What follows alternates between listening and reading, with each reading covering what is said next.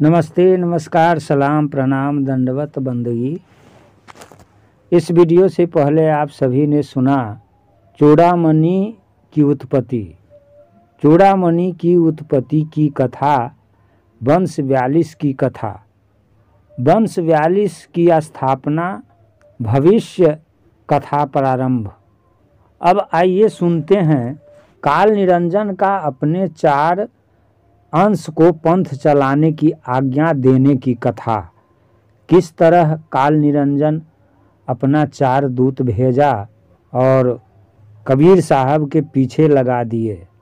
तो आइए सुनते हैं। इससे पहले आप सभी से अर्जी, निवेदन, विनती, प्रार्थना है, लाइक कर देंगे, सब्सक्राइब कर देंगे, शेयर कर देंगे, ताकि सभी श्रोता बंधु, भक्तजन, संत समाज को सुनने के लिए मिले। साहेबंदगी, साहेबंदगी, साहेबंदगी। तो आइए सुनते हैं। सतगुरु कबीर साहब कहते हैं, जब मैंने जीवों के उद्धार के लिए 4 कड़िहार कर्णधार नियुक्त किए, तब धर्मराय निरंजन ने उसी प्रकार अपनी छल बुद्धि का विस्तार किया।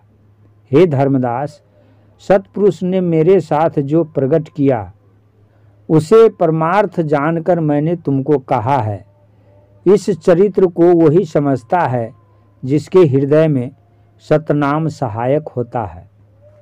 काल निरंजन ने अपने 4 अंश दूत प्रकट किए और उनको अपने अनुसार बहुत शिक्षा दीक्षा दी। काल निरंजन ने अपने उन दूतों से कहा कि हे मेरे अंशों, सुनो, तुम तो मेरे अपने वंश के हो।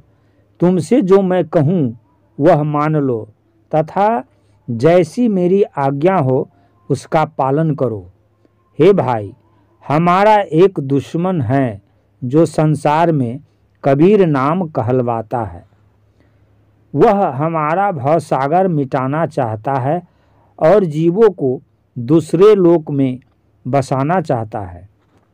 वह छल कपट कर मेरे विरुद्ध जगत में भ्रम फैलाता है और मेरी राह से सबको छुटाता है, हटाता है। वह सतनाम की सुमधुर टेर सुनाकर जीवों को सतलोक में ले जाता है। इस संसार को उजाड़ने में मैंने अपना मन दिया, बल लगाया हुआ है और इसलिए मैंने तुमको उत्पन्न किया है। मेरी आज्ञा मानकर तुम संसार में जाओ और कबीर नाम से पंथ प्रकट करो।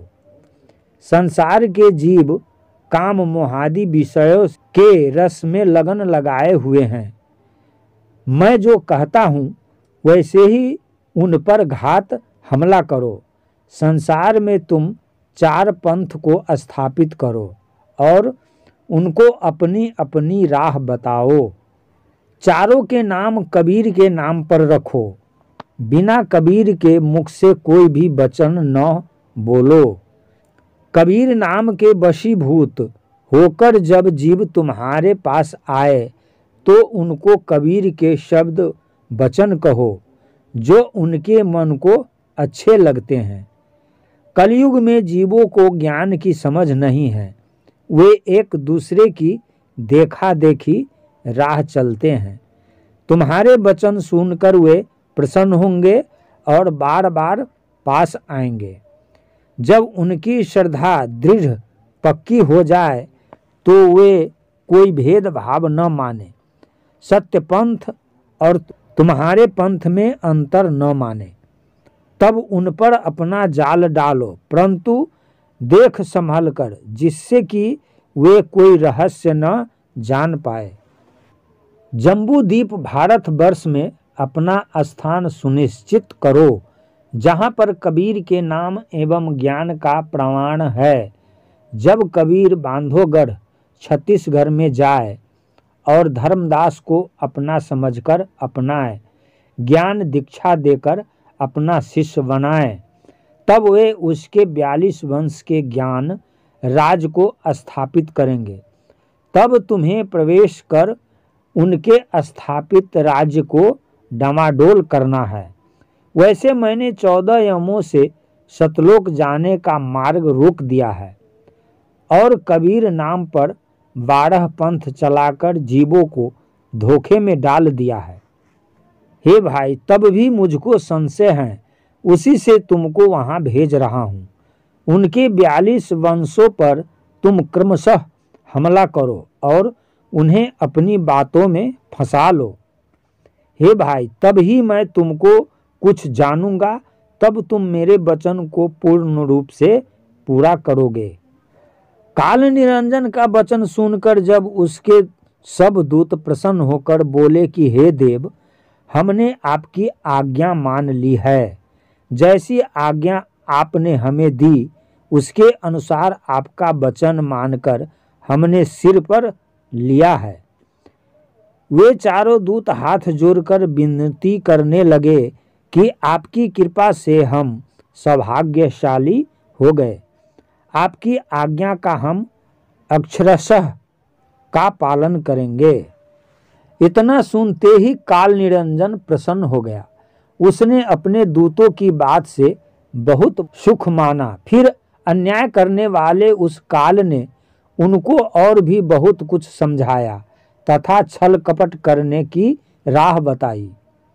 जीवों पर हमला करने के उसने बहुत मंत्र विचार सुनाए और फिर उनको कहा कि हे भाई, अब तुम संसार में जाओ, तुम चारों 4 दिशाओं में अपने भाव लेकर जाओ तथा किसी भी ऊंच नीच को मत छोड़ो, सब पर वार करो। तुम ऐसा फन फनाओ, कपट चालाकी करो कि हे भाई, जिससे मेरा आहार जीव कहीं न जाए। काल निरंजन के ये वचन सुनकर उसके चारों दूत मन में बहुत ही प्रसन्न हुए। काल के ये वचन उनको ऐसे लगे जैसे अमृत बरस रहा हो। यही 4 दूत संसार में प्रकट होने हैं, जो 4 नाम से पंथ चलाएंगे। इन 4 दूतों को नायक प्रमुख जानो तथा 12 पंथ का अग्रगणी मानो। इनसे जो 4 पंथ चलेंगे उनके सब अर्थ उलट पुलट हो जाएगा। वे 4 पंथ 12 पंथों का मूल आधार होंगे, जो वचन वंश के लिए शूल पीड़ा समान होंगे। सदगुरु कबीर साहब के ऐसे वचन सुनकर धर्मदास घबरा उठे और हाथ जोड़कर विनती करने लगे।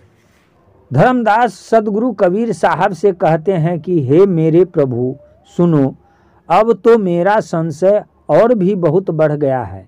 हे स्वामी, अब देर मत कीजिए और पहले मुझे उन काल दूतों के बारे में बताओ। जीवों के कल्याण के लिए यह मैं आपसे पूछता हूँ कि आप उनका चरित्र मुझको सुनाओ। उन काल दूतों का वेश बताओ, उनके लक्षण चिन्ह कहो तथा उसका प्रभाव बताओ। वे संसार में कौन सा रूप बनाएंगे और किस प्रकार जीवों को मारेंगे। वे कौन से देश में आकर प्रकट होंगे। हे साहब, सब वह मुझे बता दो। सदगुरु कबीर साहब कहते हैं कि हे धर्मदास, मैं तुम्हें सब समझाता हूँ और चारों काल दूतों का भेद बताता हूँ। सदगुरु कबीर साहब धर्मदास को कहते हैं कि पहले उन काल दूतों का नाम सुन लो। पहला रंभदूत, दूसरा कुरंभदूत, तीसरा जयदूत और चौथा विजय दूत है। रंभदूत, मैं पहले रंभदूत का वर्णन करता हूँ। वह भारतवर्ष के गढ़ कलिंजर में अपनी गद्दी स्थापित करेगा।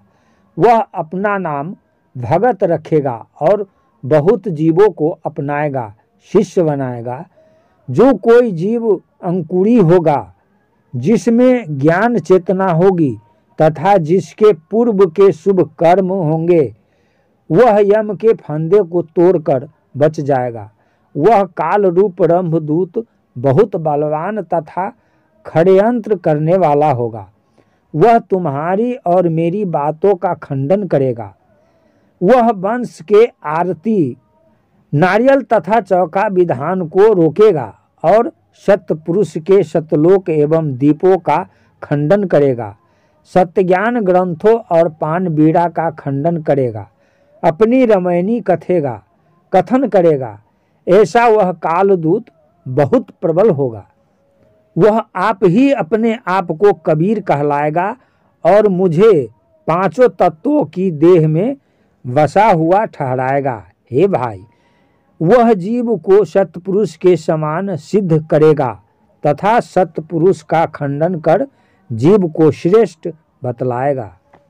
हंस जीव को इष्ट कबीर ठहराएगा तथा कर्ता को कबीर कहकर पुकारेगा। सबका कर्ता काल निरंजन जीवों के लिए दुख देने वाला है और उसके समान ही यह यमदूत मुझको समझता है।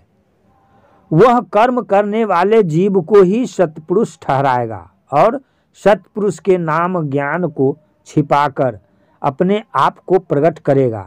विचार करो कि यदि वह जीव अपने आप ही सब कुछ होता तो फिर अनेक प्रकार के दुख कैसे उठाता है। पांच तत्व पृथ्वी, पानी, अग्नि, वायु एवं आकाश के वश में हुआ जीव दुख पाता है और रंभदूत जीवों को सत्पुरुष के समान ठहराता है, बताता है।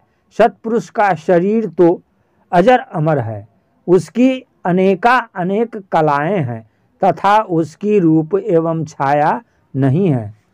इस प्रकार यमदूत उसका खंडन कर कहेगा कि यह जीव ही सत्पुरुष है। जिस प्रकार सागर में अपनी देह की परछाई देखी हो और धोखे में पड़कर अज्ञानी जीव उसे अपना स्वरूप मान लेता हो। हे धर्मदास, यह गुरु ज्ञान अनुपम है जिसमें बिना दर्पण ही अपना वास्तविक रूप आत्मस्वरूप दिखाई पड़ता है। सतगुरु कबीर साहब कहते हैं कि हे धर्मदास सुनो, इस प्रकार काल निरंजन का वह रंभदूत अपार बलशाली होगा और आकर छलपूर्ण अपना मत फैलाएगा। वह कबीर नाम गाकर संसार के जीवों को झूठ एवं कपट के जाल में फंसाएगा। उसके फंदे से बचने के लिए तुम मेरे सार शब्द की सही पहचान से अपने अंश वंश 42 वंश को समझाओ कि सब मेरे सार शब्द को पहचान एवं समझकर सदैव हृदय में धारण करे तथा सतगुरु के सत्य ज्ञान में स्थित रहे। हे धर्मदास, अपने मन से समझो, काल निरंजन ऐसा भारी धोखा अवश्य करेगा। अतः विश्वास पूर्वक मेरा सार शब्द ग्रहण करके उस सार शब्द से सब जीवों को समझाओ। तुमको मैंने काल दूत रंभ की कथा समझाकर कही। हे भाई, अब दूसरे कुरंभ दूत का वर्णन करता हूँ। वह मगध देश में जाकर प्रकट होगा और वह अपना नाम धनीदास धराएगा। वह कुरंभ दूत छल प्रपंच के जाल बिखरेगा और ज्ञानी जीवों को भटकाएगा। जिसके हृदय में अल्प एवं तुच्छ ज्ञान होगा वह यमदूत उसे धोखा देकर नष्ट कर देगा। धर्मदास विनम्र भाव से कबीर साहब से कहते हैं कि हे साहब, मुझे समझाकर कहो कि काल निरंजन का वह कुरंभ दूत आकर कौन से ज्ञान को कहेगा। कबीर साहब कहते हैं, हे धर्मदास, तुम कुरंभ दूत की चालबाजी सुनो। वह अपने कथन को टकसार बताकर मजबूत जाल सजाएगा। वह चंद्र, ईड़ा, सूर्य, पिंगला नाड़ियों के अनुसार शुभाशुभ लग्न का प्रचार प्रसार करेगा तथा राहु केतु आदि ग्रहों का विस्तार से वर्णन करेगा। जब 5 तत्व तथा उनके गुणों के मत को श्रेष्ठ बताकर उनका वर्णन करेगा तो अज्ञानी जीव उसके फैलाए भ्रम को नहीं जानेंगे। वह ज्योतिष के मत को टकसार कहकर फैलाएगा और जीवों को ग्रह नक्षत्र एवं इंद्रियों के वश में करके उनसे सत्पुरुष प्रभु को भुला देगा। वह नीर पवन का ज्ञान कथन करेगा और पवन पवन के विभिन्न नामों एवं गुणों का वर्णन करेगा। सत्य से हटकर आरती चौका के वह बहुत अर्थ करेगा तथा जीवों को धोखा देकर भरमाएगा भटकाएगा। जब वह अपने शिष्य बनाएगा तो विशेष रूप से जांच करेगा। शिष्य बनाते समय वह अंग अंग की रेखा को देखेगा। हे भाई, वह पांव के नाखून से सिर की चोटी तक देखेगा और जीवों को कर्म जाल में फांस कर भरमाएगा। वह जीव को देख समझकर तथा भर्म में डालकर सूरवीर कहकर चढ़ाएगा और जीव को सूरवीर के मद मोह में चढ़ा बढ़ाकर धर कर खाएगा। भरमाए हुए अपने शिष्यों से दक्षिणा में स्वर्ण तथा स्त्री को अर्पण कराएगा। इस प्रकार वह जीवों को ठगता रहेगा। शिष्य की गांठ बांधकर तब वह फेरा फेरेगा और कर्म दोष लगाकर उसे यम का दास बनाएगा। 85 पवन काल की है, अतः वह शिष्य को पवन नाम लिखकर पान खिलाएगा। वह नीर पवन का ज्ञान कथन कर प्रसार करेगा और शिष्यों को पवन नाम ग्रहण कराकर आरती उतरवाएगा। काल के 85 पवन के अनुसार आरती चौका करने का विचार करेगा। अरे भाई, क्या नारी और क्या पुरुष, वह सबके शरीर के तिल मस्से की पहचान देखा करेगा। शंख चक्र और सीप के चिन्ह देखेगा। वह पांव के नख नाखून से सिर की शिखा चोटी तक की सब रेखाओं को परखेगा। हे भाई, काल निरंजन का वह दूत ऐसा दुष्ट बुद्धि होगा, वह जीवों को संशय उत्पन्न करेगा। जीवों को संशय लगाकर वह कालदूत ग्रसेगा तथा जीवों को बहुत बेहाल, अत्यंत व्याकुल एवं पीड़ित करेगा। उस कालदूत का और भी व्यवहार सुनो कि जैसा भी कुछ वह झूठा एवं प्रपंची कालदूत कथन करेगा, वह अपनी 60 समय तथा 12 चौपाइयों को उठा देगा, जिससे जीवों को भ्रम उत्पन्न होगा और वह पंचामृत एकोत्तर नाम का सुमिरन तथा श्रेष्ठ शब्द के गुण को मुक्ति धाम पहुँचाने वाला कहेगा। जीवों का कल्याण करने के लिए जो कुछ सत्य ज्ञान एवं सदाचार बताकर निश्चित कर रखा है, वह कालदूत उसमें धोखा बतलाएगा। पांचों तत्व के बने शरीर के ज्ञान को ही वह कहेगा कि यही श्रेष्ठ मत है। वह कहेगा कि पांचों तत्व, 25 प्रकृति, 3 गुण एवं 14 यम यही ईश्वर है। पांचों तत्वों का वह यमदूत जाल बनाएगा और हे भाई, इसी जाल में वह जीवों को फांसेगा। विचार करो कि यदि शरीर धारण कर जब उसके तत्व में ध्यान लगाए तो फिर कहो कि शरीर छूटने पर कहाँ समाएंगे। जीव की जहाँ आशा होती है वह वहीं वास पाता है। अतः एवं तत्व के मत को ग्रहण करके वह तत्व में ही समाएगा। उसकी मुक्ति न होकर वह तत्व के शरीर को ही धारण करेगा। वह नाम सुमिरन एवं ध्यान से हटाकर शरीर छुड़ाएगा और जीवों को तत्व में उलझाकर रखेगा। हे धर्मदास, कहाँ तक वर्णन करूं। ब्रह्मदूत विनाश करेगा। उसकी छल बुद्धि को वही समझेगा जो जीव मेरे ज्ञानोपदेशानुसार मुझे समझेगा तथा उसके जैसा होगा। पांचों जड़ तत्व तो काल के अंग है, परिवर्तनशील है। अतः तत्व के मत में पड़कर जीव की दुर्गति होगी। हे धर्मदास, काल निरंजन के कुरम्बदूत की छलबाजी सुनो। वह बहुत फंदों को रचकर जीवों को फंसाएगा। वह अनेक जीवों को ग्रास खा लेगा तथा पांचों तत्व के मत को फैलाएगा। वह संसार में कबीर का नाम लेकर अपना पंथ प्रकट करेगा। भर्मवश जीव उसके पास जाएंगे और काल निरंजन के मुख में पड़ेंगे। सतपुरुष का शब्द सतनाम श्रेष्ठ है और उसका सुमिरन अमृत तुल्य अनमोल गुण वाला है।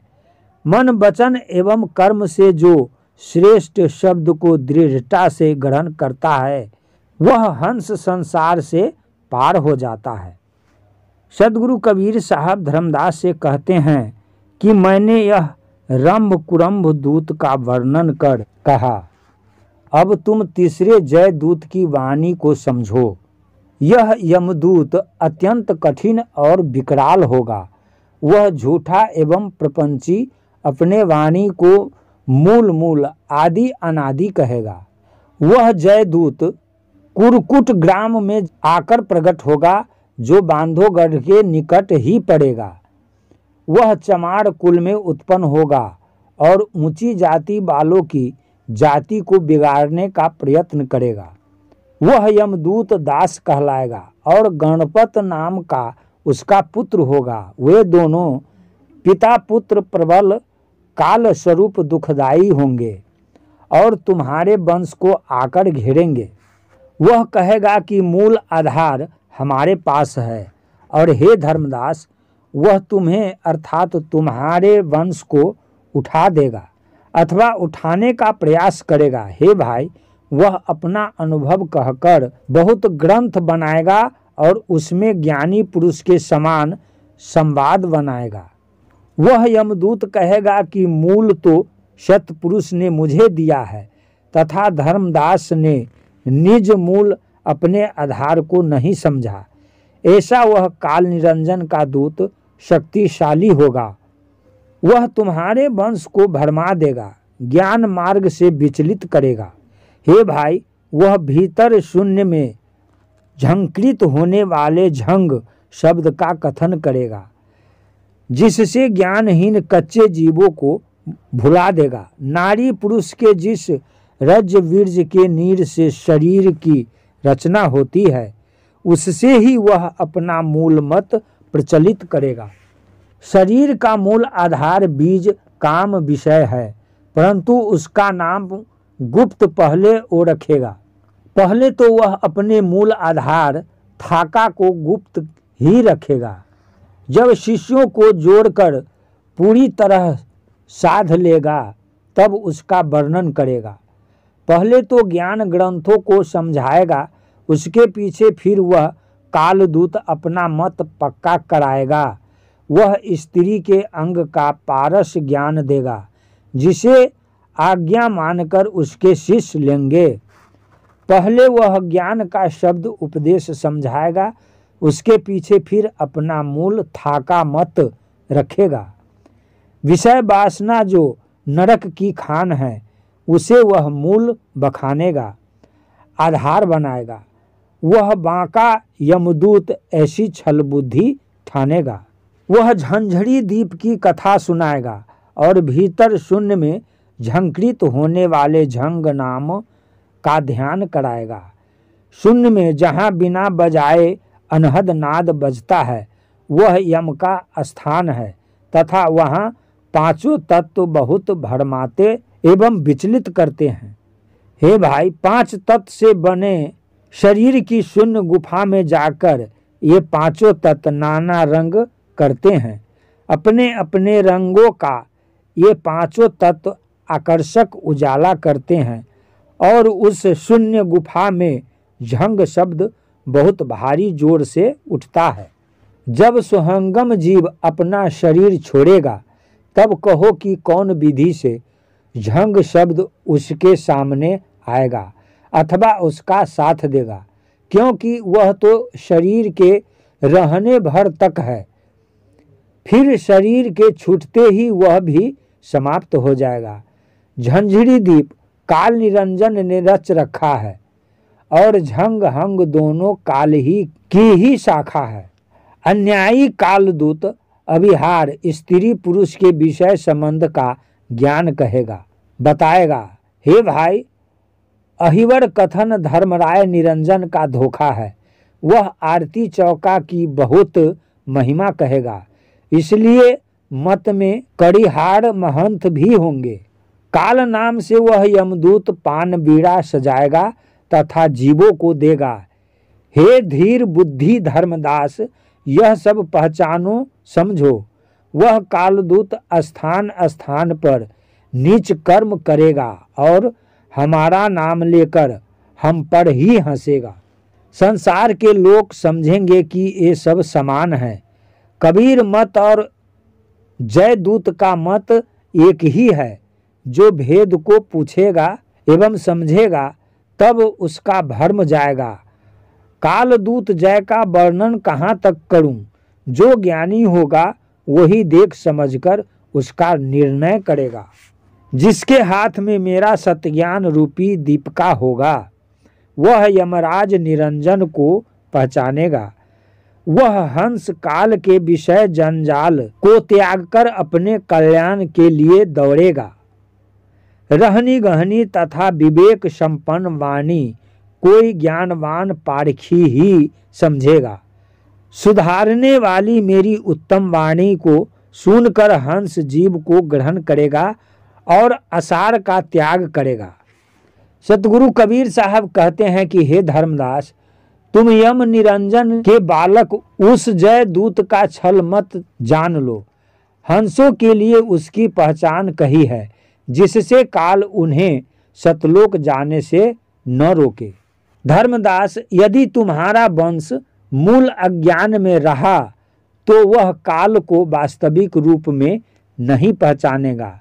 जब तक वंश सतनाम में लगन लगाए रहेगा तब तक उसके सामने काल अत्यंत दीन निर्बल बना रहेगा। काल कपटी बगुले का ध्यान लगाए रहेगा और सत्य नाम को छोड़कर काल संबंधी नामों को प्रगटाएगा। वह मूल को बोध कर वंश में लगेगा। तब जो टकसार है वह धोखे में पड़ेगा। वह काल वंश को आकर छेदेगा और वस्तु सत्य के धोखे में डालकर वंश को उलझाएगा। हमारे सत्योपदेशा अनुसार चलने से वंश उठेगा, परंतु उसके मूल टकसार में पड़कर उलझेगा।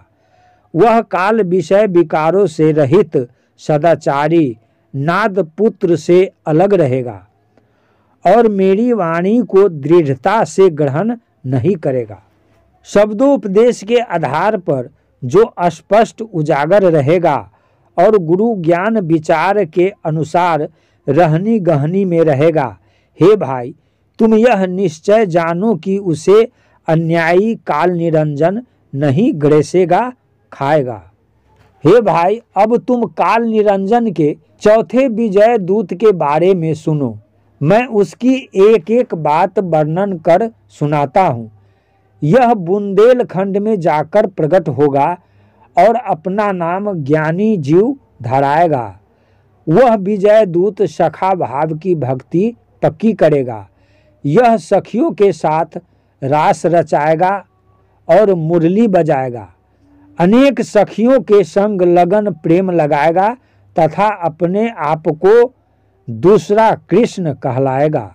यह जो आप अभी सुन रहे हैं, जो कथा सुन रहे हैं, यह सब अनुराग सागर से लिया गया है। इसमें अलग से कोई वाणी नहीं मिलाया गया है। साहेबंदगी, साहेबंदगी, साहेबंदगी। वह जीवों को धोखा देकर फांसेगा। बिना परिचय उसे कोई कैसे जान सकता है। वह बताएगा कि आंखों के आगे मन की छाया रहती है और नासिका के ऊपर की ओर आकाश शून्य है। नेत्र एवं कान बंद कर ध्यान लगाने की स्थिति में कोहरा जैसे पड़ते दिखना और श्याम श्वेत नीला पीला तथा चितकबरा आदि विभिन्न रंगों का दिखाई देना, यह सब स्वाभाविक शारीरिक क्रिया है, परंतु मुक्ति के नाम पर उसमें जीवों को डालना भरमाना सब काल का धोखा है। वह क्रिया क्षण क्षण में परिवर्तित होने से चंचल है, स्थिर नहीं है। उसे स्थूल चर्म दृष्टि से कोई देखो। वह कालदूत विजय मन की छाया माया ही दिखलाएगा और मुक्ति का मूल आधार छाया को ठहराएगा। सतपुरुष के सतनाम से वह छुड़ा देगा, जिससे जीव दुख भोगता हुआ काल के मुख में जाएगा। सतगुरु कबीर साहब कहते हैं कि हे धर्मदास, यमराज जैसा चरित्र करेगा वह सब तुझे समझाकर कहा है। काल निरंजन के चारों दूत रंभ कुरंभ जय तथा विजय चारों ओर भयंकर स्थिति उत्पन्न करेंगे और इस प्रकार जीव को अपने चक्कर में फांसते रहेंगे, जिससे उसका कल्याण नहीं हो सकेगा। नमस्ते, नमस्कार, सलाम, प्रणाम, दंडवत, बंदगी।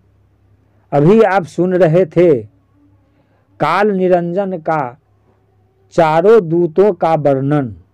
काल निरंजन ने किस तरह कबीर साहब के पीछे 4 दूत अपना भेजे और जीवों को किस तरह अपने जाल में फंसाकर रखा, भरमाया। फिर आगे मिलते हैं काल दूतों से बचने का उपाय। किस तरह काल दूत से बचा जाएगा, कबीर साहब धर्मदास साहब को समझाते हैं। आगे वीडियो में मिलते हैं। साहेब बंदगी, साहेब बंदगी, साहेब।